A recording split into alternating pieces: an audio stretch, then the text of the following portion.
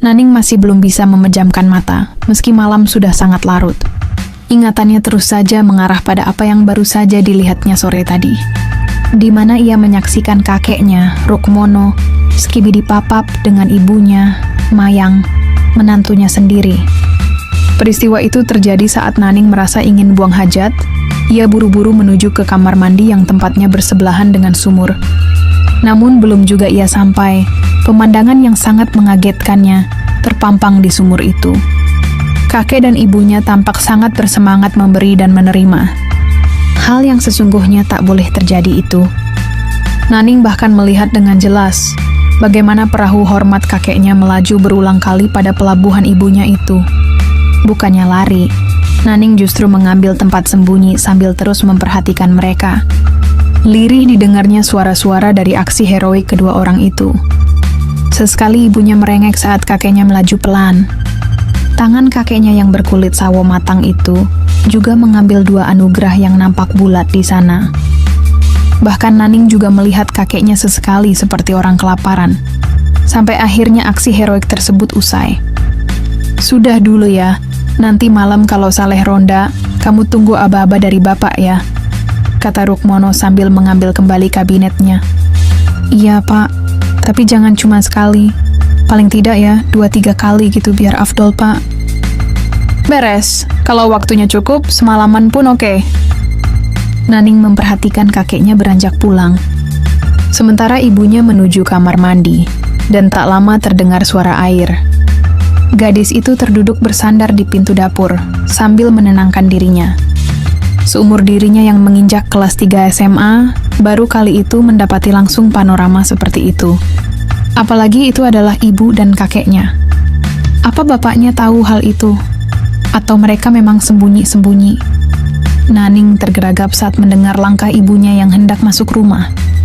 Buru-buru ia berpura-pura berada di ruang tengah, mengotak-atik ponselnya. "Ning, kamu sudah pulang les?" tegur Mayang dari balik tirai pembatas antara ruang tengah dan ruang makan. "Sudah bu, baru saja sampai. Ibu nanti masak apa buat makan malam?" "Pepes ikan sama sayur. Nanti tinggal dipanaskan saja," sahut ibunya sambil melangkah masuk kamar. Malam harinya Naning, ibu dan bapaknya makan malam bertiga. Tapi Naning makan sambil melamun. Apalagi jika ia melihat ke arah ibunya. Semua kejadian yang dilihatnya akan terulang kembali di pikirannya. "Bu, malam ini aku giliran jaga. Kamu nggak apa-apa kan aku tinggal?" "Nggak apa-apa pak, kan ada Naning di rumah." "Kalau kamu masih nggak tenang, biar aku minta tolong sama bapak buat nemenin kalian di sini." "Apa nggak ngerepotin bapak toh pak?" "Nggak kok bu. Lah wong bapak sendiri yang ngomong sama aku kalau mau jaga kalian pas aku lagi ronda." "Ya sudah, terserah bapak saja." Benar saja, Rukmono datang ke rumah setelah Saleh pergi beberapa waktu yang lalu. Naning berpura-pura mengantuk sebelum Rukmono datang. Tapi tetap saja ia mengintuit apa yang dikerjakan ibu dan kakeknya di ruang tamu, yang rupanya cukup jelas dari kamarnya. Mayang nampak menyambut mesra kedatangan Rukmono. Setelah mengunci pintu, Mayang memeluk Rukmono yang memang nampak berwibawa. Hal itu pun disambut antusias oleh kakek Naning. Mereka tampak saling memberi sambutan beberapa kali. Tak lupa juga, tangan Rukmono ikut bekerja. Begitupun sebaliknya. Adegan terus berjalan seperti sinetron tanpa sutradara, alami dan penuh penghayatan. Tapi tak lama kemudian, Rukmono justru membawa Mayang menuju kamar. Dan Naning tak lagi bisa memperhatikan aksi heroik keduanya. Itulah sebabnya ia tak bisa memejamkan mata. Naning membayangkan ibu dan kakeknya yang saat ini tengah sibuk-sibuknya seperti tadi sore. Telinga Naning menangkap suara-suara seperti tadi. Jelas ibunya tengah hanyut akan nirwana yang diciptakan kakeknya. Naning tak tenang. Ada sesuatu dalam dirinya yang menuntut untuk diselesaikan. Tapi ia bingung bagaimana caranya. Naning lalu turun dari divans dan berjalan mengendap-endap keluar. Perlahan ia menuju kamar ibunya. Lalu, mendengarkan suara lewat depan pintu kamar yang tertutup itu. Meski samar, ia masih dapat mendengar suara ceria di sana, yang sesekali diseling percakapan antara ibu dan kakeknya. Namun Naning tak berani berlama-lama di sana. Ia kembali lagi ke kamar, mencoba istirahat, meski matanya baru bisa terpejam menjelang dini hari. Sampai keesokan harinya, "Ning, ibu ke pasar dulu ya. Bapakmu masih tidur. Biarkan saja. Nanti kalau mau sarapan kamu siapkan ya." "Ibu sudah masak tadi," kata Mayang. "Iya, Bu." Naning yang hari itu libur sekolah, biasa membantu ibunya mencuci-cuci di sumur. Ia melakukannya pagi itu sambil berdendang. Sampai tiba-tiba terdengar suara pria memanggilnya. "Ning, kamu lagi nyuci?" tanya seseorang yang ternyata Rukmono. Mbah, ya mbah ada perlu sama bapak?" "Enggak, Ning. Mbah memang ingin kesini aja. Soalnya di rumah sepi." Rukmono lantas duduk memperhatikan Naning yang melanjutkan pekerjaannya. Sesekali Naning memperhatikan kakeknya. Memang, Rukmono mempunyai wibawa yang jauh dibanding bapaknya. Selain itu, meski sudah tua, Rukmono bisa dikatakan bersih dan tampan juga. Entah kenapa mendadak jantung Naning berdebar. Ingatannya kembali saat ibunya Skibi dipapap di sumur, tempatnya mencuci sekarang. Apalagi saat itu Rukmono tampak terus memperhatikannya yang kebetulan menggunakan batik sederhana. "Naning buatkan kopi ya, Mbah?" "Nggak usah repot-repot, Ning. Mbah sudah ngopi di warung tadi. Memang ibu bapakmu kemana toh?" "Ibu ke pasar. Kalau bapak masih tidur, Mbah." "Ya sudah, biar Mbah di sini saja nemanin kamu ya." "Oh iya, Mbah," jawab Naning dengan suara sedikit tercekat. Naning meneruskan pekerjaannya. Dia sedikit terburu-buru sebab merasa tak nyaman diperhatikan oleh Rukmono. Ia merasa tatapan Rukmono seperti menerawang. Beruntung, ketika Naning hendak menjemur baju, tiba-tiba ibunya datang. "Bapak, sudah dari tadi, Pak. Naning nggak buatin kopi, Pak?" "Enggak kok. Naning sudah nawari tadi. Tapi aku yang nggak mau." "Ya udah, Mayang tinggal ke dapur dulu ya, Pak," kata Mayang seraya masuk ke dapur lagi. Rukmono mengikuti langkah Mayang. Naning merasa penasaran, tapi ia mesti menjemur baju dan segera mandi. Ingin ia mengikuti mereka, tapi takut ketahuan nantinya. Sementara itu di dapur, Rukmono merapat ke Mayang. "Gimana kalau kita, ujar Rukmono sambil memyuk Mayang. Tetapi Pak aku..." Belum sempat Mayang menjawab, Rukmono sudah menanggalkan kabinet serta bungkusan lainnya. Mayang duduk di pangkuan Rukmono, dan kakek Naning itu segera memberi perhatian pada anugerah Mayang. Hal itu membuat Mayang tak tenang, sehingga dalam sekejap ia meminta Rukmono melajukan perahunya.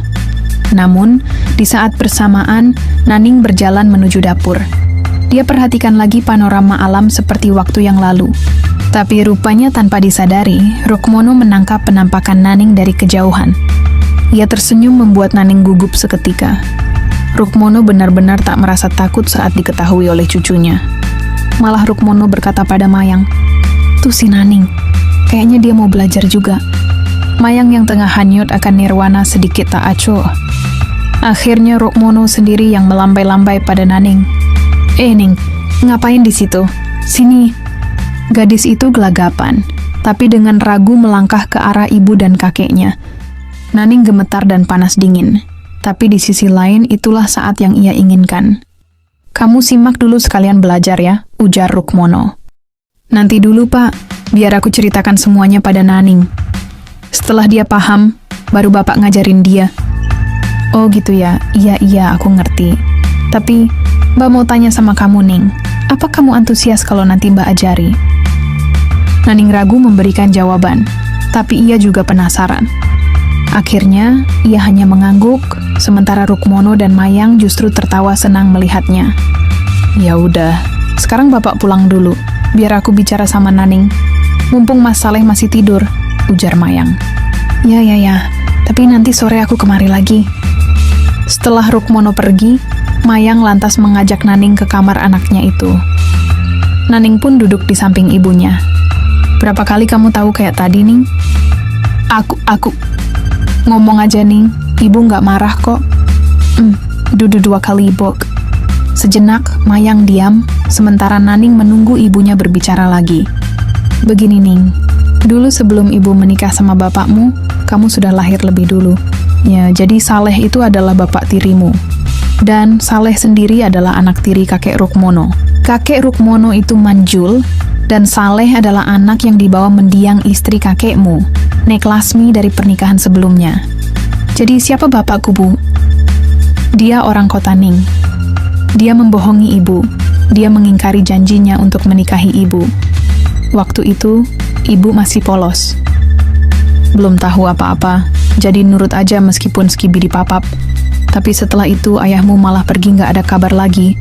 Ibu Halim tanpa nikah, Ning. Lalu, Mbah Rukmono mengenalkan ibu pada anaknya Saleh.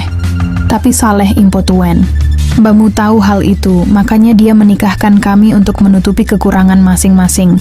Tapi dengan syarat yang harus ibu penuhi. Syarat apa itu, Bu? Syarat yang diminta mbahmu itu. Ya, seperti yang kamu lihat tadi. Ibu sempat nggak mau. Tapi, karena nenekmu meninggal gara-gara mikir omongan tetangga soal ibu, akhirnya ibu setuju. Lalu, apa Bapak Saleh tahu persyaratan itu, Bu? Awalnya dia nggak tahu, tapi menginjak usiamu 5 tahun, dia akhirnya tahu. Mbah Rukmono yang memberinya pengertian. Bapakmu tahu diri dan menyadari kekurangannya. Dia nggak keberatan, asal jangan Skibi dipapap saat ada dia di rumah. Jadi begitu ya, Bu? Iya. Dan karena kamu sudah tahu, maka Mbah Rukmono ingin ngajarin kamu juga. Tapi aku kan, Ibu dan Mbah Rukmono nggak maksa kok. Terserah kamu aja. Yang penting, kamu kan sudah tahu yang sebenarnya. Jawab Mayang sambil tersenyum. Naning masih duduk termangu di tepi defense-nya setelah sang ibu pergi. Dia nampak masih syok. Belum sepenuhnya dapat berpikir waras kembali. Sementara Rukmono, sang kakek, memang tidak memaksa Naning untuk turut Skibi dipapap dengannya dan ibunya. Tapi gadis itu sudah terbiasa dengan penampakan ibu dan kakeknya. Dan lambat laun, Naning malahan ikut bergabung saat mereka tengah menjalankan kebaikan bersama. Ia cukup senang bisa berpartisipasi dalam kegiatan mulia ibu dan kakeknya, meski pada akhirnya ia juga harus kehilangan keperdanaannya. Naning sendiri, seperti ada kesenangan lain dengan perlakuan dari Rukmono dan ibunya. Dan hal itu berlanjut hingga Naning lulus dari sekolahnya. Naning ingin kuliah, tapi ketiadaan biaya membuatnya mengurungkan niatnya. Ia meminta izin pada ibu, bapak, dan kakeknya untuk mencari kerja di kota. Kota yang diyakini tempat ayah kandungnya berada. Mayang meski berat, terpaksa melepaskan Naning. Demikian juga Rukmono. Mereka memberi Naning uang saku yang diharapkan bisa cukup untuk memenuhi kebutuhan Naning selama belum dapat pekerjaan. Dan rupanya, nasib baik menghampiri Naning. Baru seminggu ia di kota, sebuah lowongan pekerjaan ia dapatkan. Naning bekerja di kantin sebuah kampus terkenal. Dengan senang hati, ia memulai bekerja. Di hari pertama, Naning merasakan kelelahan yang luar biasa. Tapi ia tetap bersemangat. Besar harapannya untuk dapat tinggal dengan baik di kota itu. Sampai suatu hari, Naning yang belum terlalu hafal dengan pelanggan kantin, diminta untuk mengantar makanan ke meja yang dicat hitam. Meja yang biasa ditempati Herman dan teman-temannya. Herman yang belum pernah melihat Naning, menatap gadis itu hampir tak berkedip. Rupanya dia jatuh cinta pada Naning. Singkat cerita, jadilah Naning dan Herman berpacaran. Rupanya, Herman bersungguh-sungguh bahkan mengajak Naning datang ke rumahnya. Di sana ia dikenalkan pada papa Herman yang bernama Fauzi. Dari pertama jumpa Naning, Fauzi merasa ada getaran lain. Bahkan, biarpun Naning gadis desa, tapi menurutnya dia tak kalah dengan gadis kota. Dan, akhirnya setelah Herman lulus kuliah, ia pun berniat melamar Naning. Niat baik Herman disetujui oleh keluarga Naning. 2 minggu kemudian, mereka pun bertunangan. Dan setelahnya, Naning tinggal di desa, sampai Herman memboyongnya ke kota kembali, sehari setelah menikah. Fauzi, mertuanya mengadakan pesta lagi di penginapan berbintang, sekembalinya Herman dan Naning menikah di desa. Meskipun di desa pun sudah diadakan tasyakuran, tapi Fauzi belum mengundang kolega bisnisnya pada pernikahan putranya. Malam pengantin di desa dan di penginapan masih belum dijalani oleh Herman dan Naning, sebab mereka begitu lelah. Di hari ketiga, barulah Naning menunaikan kewajibannya pada sang suami. Namun anehnya, entah tak tahu atau apa, Herman tak mempertanyakan keperdanaan Naning. Sementara Naning yang tahu jika sang suami tak curiga, justru membiarkannya saja. Usai masa bulan madu, Herman pun kembali disibukkan dengan urusan pekerjaan. 1 bulan, 2 bulan, sampai 7 bulan pun berlalu. Namun Naning belum menampakkan gejala kehaliman. "Kalian gak nunda punya momongan kan?" tanya Fauzi saat mereka sarapan pagi bersama. "Nggak, Pak. Kami masih usaha kok," jawab Herman. "Apa kamu sudah periksa?" "Belum, Pak. Nanti ajalah." "Oh ya, Pak. Ning, lusa aku harus keluar kota, ninjau proyek di sana." "Berapa hari, Mas?" tanya Naning. "Mungkin sekitar 2 minggu." "Naning boleh ikut, Mas?" "Mending kamu di rumah aja, Ning. Soalnya Herman pasti sering ke lapangan," sahut Fauzi mertuanya. "Iya, Ning. Kata papa itu benar. Nantilah setelah aku pulang, kita jalan-jalan." Mendengar hal itu, akhirnya Naning pun menurut. Ia lantas menyiapkan keperluan Herman yang akan dibawa keluar kota. Setelah tiba hari keberangkatannya, Naning ikut mengantar Herman ke bandara dan kembali ke rumah bersama Fauzi. "Kita jalan-jalan dulu yuk, Ning. Kamu kan jarang keluar," kata Fauzi. Boleh deh, Pak," sahut Naning singkat. Mendengar ucapan singkat Naning, Fauzi pun menyambung kalimatnya lagi. "Oh ya, Ning, sebenarnya kalian rutin nggak olahraga malam? Kok sampai sekarang belum ada tanda-tanda?" "Aduh, malu aku, Pak. Masa ditanya gitu?" sahut Naning dengan wajah bersemu. "Ya, mungkin kita bisa cari solusi lain. Soalnya banyak saudara papa yang nanya, kok kamu belum isi? Kalau kamu sudah periksa dan Herman sehat, terus apa yang menjadi masalah?" Naning sedikit ragu untuk mengatakan pada Fauzi. Tapi, ia memang sedang butuh tempat curhat atas apa yang dialaminya selama ini. "Sebenarnya, kita jarang, Pak. Mas Herman sibuk terus. Kita juga nggak tentu jadwalnya. Kadang seminggu sekali, kadang lebih. Waduh, kasihan mantu papa ya. Padahal kamu ini cantik loh, Ning." Bersamaan dengan itu, Fauzi tiba-tiba menghentikan mobil di tempat yang sepi membuat Naning agak bingung. "Kenapa berhenti, Pak?" Bukannya menjawab, Fauzi justru menggenggam tangan Naning. Naning mencoba melepasnya, tapi Fauzi justru enggan. Bahkan tanpa diduga mertuanya itu malah mengeciup jemari menantunya. "Kenapa, Ning? Kamu takut ya? Papa nggak aneh-aneh kok." Naning lantas memalingkan wajah setelah Fauzi melepas tangannya. Dia menunduk. Ada satu perasaan yang tiba-tiba sangat mengganggunya. Tiba-tiba pula, dia teringat kakeknya Rukmono. Perlakuan Rukmono dulu, yang selama ini terpendam di dasar ingatannya, kembali membayang jelas.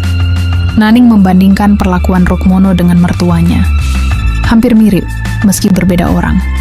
Sedang saat diperlakukan seperti itu oleh suaminya, dia malah biasa saja, tak ada keinginan dalam hatinya. "Ning, kamu nggak apa-apa kan?" Iya, nggak apa-apa, Pak."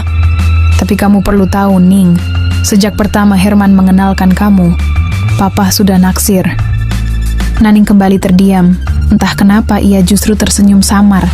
Hatinya pun sedikit lebih tenang, seolah menemukan kembali kenyamanan yang telah lama hilang. Papa ada-ada aja, Hanya itu yang diucapkan Naning untuk menjawab perkataan mertuanya.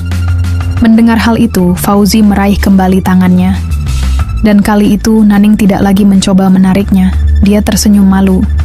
Fauzi pun ikut tersenyum. Dalam hatinya, ia yakin perasaannya tak bertepuk sebelah tangan. Kira-kira 15 menit kemudian, mobil berhenti di sebuah swalayan. Mereka mencari kafe, memesan kopi, dan beberapa makanan ringan. Sambil menunggu pesanan datang, mereka bercakap-cakap. Kali ini, tak ada lagi rasa canggung. Bahkan sesekali Fauzi merayu Naning yang dibalas dengan tingkah centilnya. Waktu cepat berlalu, dan hari hampir malam ketika Fauzi dan Naning sampai di rumah. Masing-masing segera mandi, dan Naning segera menyiapkan makan malam untuk mereka berdua. Mereka pun makan bersama sambil sesekali bercanda. Tak terasa, seminggu sudah Naning tidak bertemu suaminya, sementara dia dan Fauzi kian dekat saja. Mereka tak sungkan saling curhat dengan mesra. Bahkan keciupan pertama dari Fauzi untuk Naning di malam minggu itu pun berlanjut lebih dalam lagi. Tepatnya setelah makan malam, Fauzi membawa Naning ke kamar yang dulu biasa digunakan rapat paripurna dengan mendiang istrinya. Sambutan demi sambutan Fauzi haturkan, dan Naning pun senantiasa menerimanya. Segala kabinet pun sudah tertanggal. Keduanya saling mencari titik kebahagiaan sebagai bumbu cita rasa mereka. Saat itu juga ingatan Naning kembali pada Rukmono, sang kakek. Hal seperti itulah kebiasaan yang dulu sering mereka kerjakan. Jadilah Naning mengikuti nalurinya. Ia merubah haluan agar memudahkan lawannya. Tunggu apa lagi, Pak? Fauzi tersenyum mendengar ucapan menantunya. Ia juga bukan pria yang tak tahu bagaimana cara menyenangkan wanita. Dari yang tadinya sekedar sambutan biasa, seketika berubah sambutan mendamba yang memacu keinginan mereka. Ning, apa kamu nyesel? Apa perlu Naning jawab, Pak? Sahut Naning sambil menatap Fauzi. Dan Fauzi pun memberi sebaik mungkin yang ia bisa. Mengajak Naning berlayar mengelilingi samudra mengejar puncak keindahan bersama. Tak cukup sekali. Bahkan mereka mengulang kebaikan itu sampai tiba dini hari. Ketika keinginan sudah menguasai jiwa, hal yang salah pun tak membuat ragu untuk melakukannya. Naning baru terbangun pada saat jam menunjukkan angka 8. Dia memandang sekeliling. Ini bukan kamarku, batinnya. Seketika dia teringat jika semalam, dia dan Fauzi sudah menjalankan rapat paripurna, layaknya suami istri pada umumnya. Naning tersipu sendiri mengingat betapa indahnya malam itu. Dia menoleh ke samping, di mana Fauzi masih tertidur dengan tenang. Meski usia pria itu 2 kali lipat dari usianya, tapi patut diacungi jempol. Selama menikah, Naning belum pernah tiba pada tujuan, seperti semalam. Naning lantas beranjak turun dari defense. Sambil membawa kabinet, ia masuk kamar mandi di kamar Fauzi. Sementara itu, Fauzi yang terbangun karena mendengar suara gemericik air di kamar mandi, lantas beranjak menyusul menantunya. Sebuah payukan Naning terima, bahkan tak hanya itu saja. Fauzi juga mengambil anugerah dan memberi perhatian pada bidang menantunya. Seketika Naning mematikan shower, lalu berbalik. "Papa ganggu aja ah," kata Naning berusaha melarang, tapi Fauzi tak menggubrisnya. Sehingga Naning menurut ketika Fauzi kembali melajukan perahu motornya. Sementara itu, di sebuah penginapan, tempat Herman bermalam, 2 pria muda sedang memberi dan menerima. Herman dan Joko, 2 sahabat juga rekan bisnis. Herman memang sudah lama mengidap kelainan. Dia memang senang skibidi papap dengan Naning, tapi lebih menyenangkan lagi jika bersama yang sesama. Sebenarnya Joko keberatan saat Herman menikah dengan Naning, tapi sahabat sekaligus kekasihnya itu merasa jatuh hati pada Naning, hingga ingin menikahinya. Dan ketika Herman mulai kembali sibuk bekerja, saat itulah Joko kembali mendekatinya. Herman pun tergoda, dan rupanya ia merasa nyaman bersama Joko. Kalau kamu pulang nanti, jangan deket-deket lagi sama istrimu ya. Aku cemburu," ucap Joko. "Aku tahu nanti aku akan cari alasan untuk menghindari Naning kok," jawab Herman. Begitulah hari-hari berlalu. Tak terasa, tibalah hari kepulangan Herman. Dia sudah mengabari Naning sejak semalam. Dan tepat jam 3 sore sampailah Herman di rumah. Naning menyambut suaminya dengan ceria sebagaimana biasa. Tapi Herman seakan memasang jarak dengan Naning. Dia selalu teringat kata-kata Joko yang tidak ingin dirinya dekat dengan istrinya. Beberapa kali merasa diabaikan Herman, Naning pun akhirnya mencari tahu. "Mas, kenapa? Kok akhir-akhir ini seperti menghindar dari aku?" "Gak apa-apa, Ning. Aku cuman lagi capek aja," jawab Herman menutupi alasan sebenarnya. Naning masih tak percaya jawaban Herman, tapi ia tak ingin berdebat. Naning yakin ada sesuatu yang disembunyikan. Dia mencoba bersabar dan menyelidiki apa yang sesungguhnya terjadi. Meski begitu, Naning juga tak melupakan ayah mertuanya. Ia membuktikan jika dirinya masih selalu ada untuk Fauzi meski dengan sembunyi-sembunyi. Naning dan Fauzi masih bisa skibidi papap di saat Herman kerja ataupun keluar rumah. Sampai suatu malam, Herman yang kelelahan sepulang dari kantor mendadak mengalami demam, bahkan tak sempat makan malam. Hanya saja, Naning sempat memberikannya obat demam, sehingga tidurnya cukup pulas. Pukul 10 malam, terdengar notifikasi pesan dari ponsel Herman. Naning yang belum sepenuhnya terlelap, sedikit terganggu karena notifikasi yang masuk beberapa kali. Naning membuka ponsel suaminya. Untung saja Herman tidak pernah membuat sandi di ponselnya. Notif berasal dari seseorang yang diberi nama J. Naning berdebar membaca pesan-pesan yang masuk. Seseorang itu menanyakan keadaan suaminya dengan bahasa khas seorang kekasih. Naning lalu mengambil screenshot beberapa chat suaminya dengan seseorang itu dan mengirim ke nomornya. Air matanya tumpah. Ternyata suaminya berselingkuh. Rupanya hal itulah yang membuat Herman seperti menjauh darinya. Naning meletakkan kembali ponsel suaminya. Ia bergegas keluar kamar menuju kamar Fauzi sembari membawa ponselnya. Di sana ia tunjukkan semua yang sudah disalinnya kepada Fauzi. Benar-benar kurang asem anak itu, kata Fauzi sambil memyuk Naning yang masih sesenggukan. Sudah, nanti Papa akan tanyakan baik-baik pada Herman. Kenapa Mas Herman seperti itu, Pak? Apa karena aku orang desa? Sudah. Bagi Papa kamu sangat istimewa, Ning. Pasti ada alasannya kenapa Herman seperti itu. Naning menghentikan sejenak tangisannya. Apalagi sebuah tangan tiba-tiba berjalan pada Anugrah. Semua itu menghilangkan konsentrasi Naning. Semudah itu keinginannya timbul. Ia mendeswah dan menyandarkan diri di bahu Fauzi. Sementara tangan mertuanya justru menukik dalam bungkusan Anugrah hingga tanggal. Tak ingin kalah baik dengan mertuanya, Naning menyiapkan perahu Fauzi yang rupanya telah hormat. Secara mendadak ia bersimpiuh lalu memberi perhatian pada perahu itu. Setelah rampung, barulah Naning mengubah haluan, sementara Fauzi segera tanggap memberi perhatian pada rerumputan Sahara di depannya. Untuk beberapa saat lamanya, Naning menatap cicak di dinding sambil bersuara. Saat itulah Imronnya kembali runtuh. Fauzi tak mau menunggu lama-lama. Setelah menyiapkan perahu, ia melajukannya menuju pelabuhan Ratu. "Pah, tunggu, Pah!" ucap Naning yang tidak dihiraukan Fauzi. Perahu itu terus melaju dengan volume di atas rata-rata. Suara panggilan Naning menjadi pemacu motor perahu Fauzi. Betapa gemasnya dia memperhatikan menantunya ceria. Papa kayak kerasukan aja. Siapa suruh datang ke sini, hihihi." Dan lagi-lagi, mereka kembali mendayung kebaikan dan keindahan bersama. Berbagi keceriaan dan sejenak melupakan masalah yang ada. Tapi tanpa disadari oleh keduanya, Herman yang sebelumnya terlelap, mendadak beranjak ingin buang hajat. Ia menoleh ke arah samping, tak ada Naning. Dia mengira mungkin istrinya juga ke kamar mandi atau ke dapur untuk mengambil minum untuknya. Herman pun melanjutkan langkahnya menuju kamar mandi. Sunyi. Dia tak mendengar suara apapun. Tapi, ketika langkahnya sampai di depan kamar Fauzi, Herman mendengar suara-suara lirih dan sedikit heboh. Herman menempelkan telinga di pintu. Dan, perbincangan nuakal terdengar di telinganya, diselingi suara tawa kecil dari Naning dan Fauzi. Jantung Herman berdenyut nyeri. Ternyata ini jawabannya kenapa Naning tidak pernah marah selama ia mengacuhkannya. Emosi Herman mulai naik.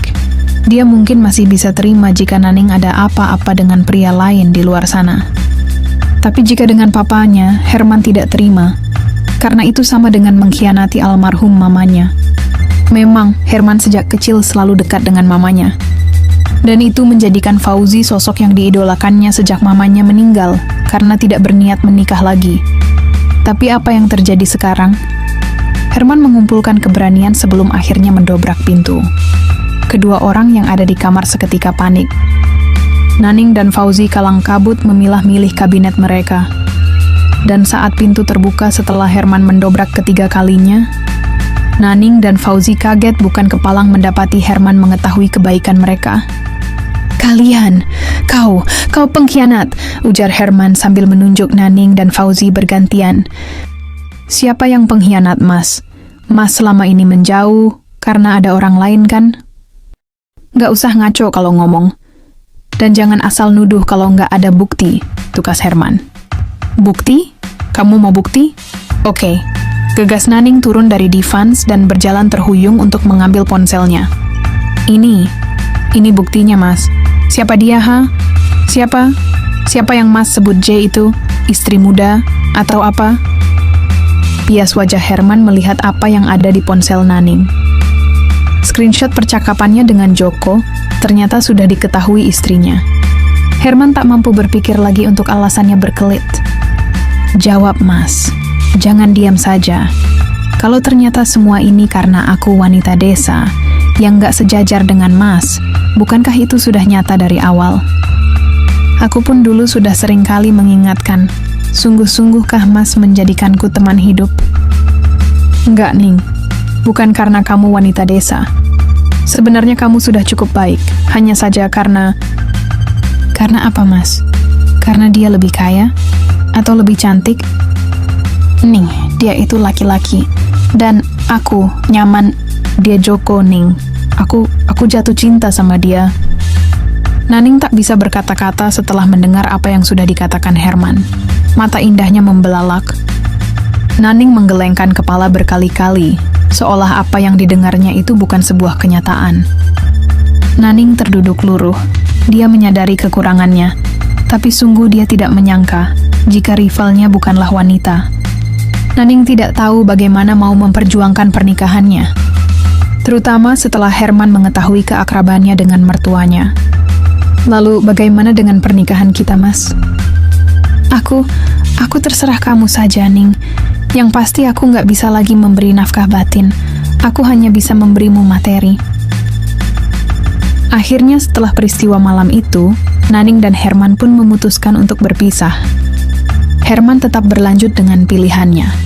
Begitu pula dengan Naning yang memilih menjadi pendamping Fauzi, mantan mertuanya. Kendati demikian, Herman tak pernah ada rasa cemburu. Ia menyadari jika dirinya tak sempurna, terutama pada kelainan yang diidapnya. Begitupun dengan Naning dan Fauzi. Mereka bisa menempatkan diri dan menjaga perasaan Herman pada saat bersama.